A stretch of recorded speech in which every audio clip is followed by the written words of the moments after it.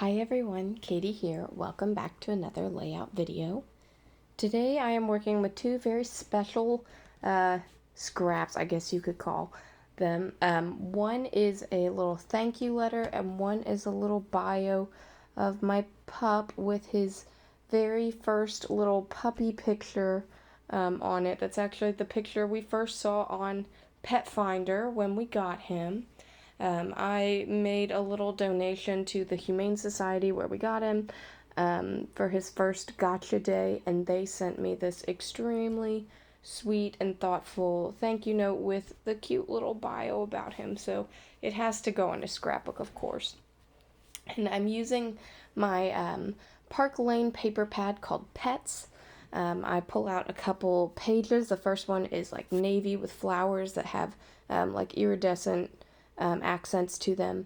And then I have this green and white polka dot that I use to mat my paper and my note and everything. So this is a lot of large stuff to put on a layout, which normally I wouldn't do, but this is one of those like memories that you have to preserve, you know? So there is not much embellishment, but I think this page, turns out perfectly, and it is all that I want it to be and more.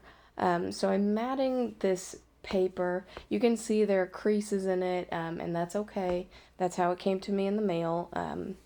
It's kind of a gigantic size for scrapbooking, but again, that's okay. I have to trim things down to make it so that my, one piece of 12 by 12 paper will work for both pages and the paper and the card. Now, when I'm matting the card, I thought it was really cute. It has a picture of what looks like a little black lab on the front, and I just thought it was cute. So I don't want to glue down the top flap of the card. Now, I do put my layouts and page protectors, but I want it to be possible to, open and close the card if I ever wanted to do that again.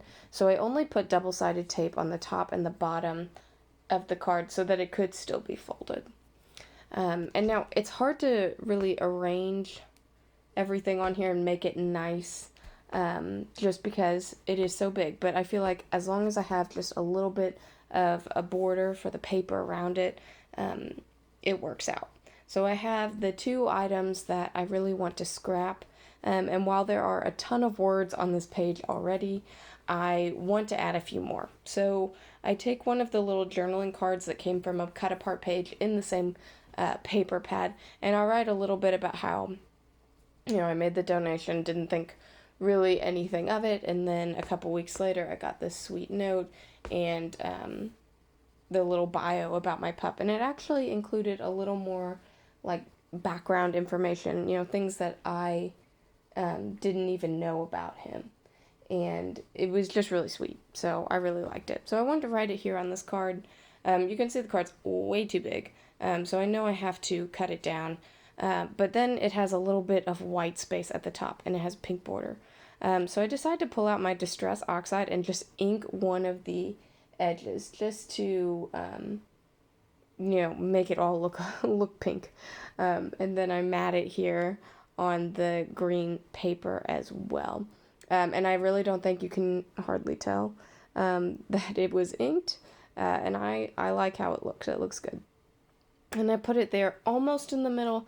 I'm not trying to cover up any of what was written on the card. I end up covering up just a teeny tiny bit of it when I put it down.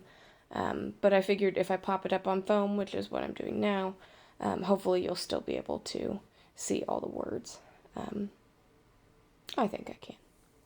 So now there's really not much more to do with my layout.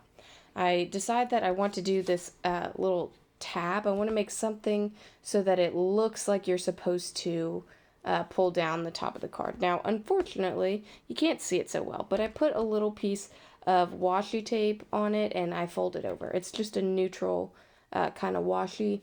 And then I take out my We Are Memory Keepers staple punch board or staple board, and I use just a small staple to put a little gold staple in there, just to embellish it a little bit and again make it look like it's a little tab so you can flip the card down.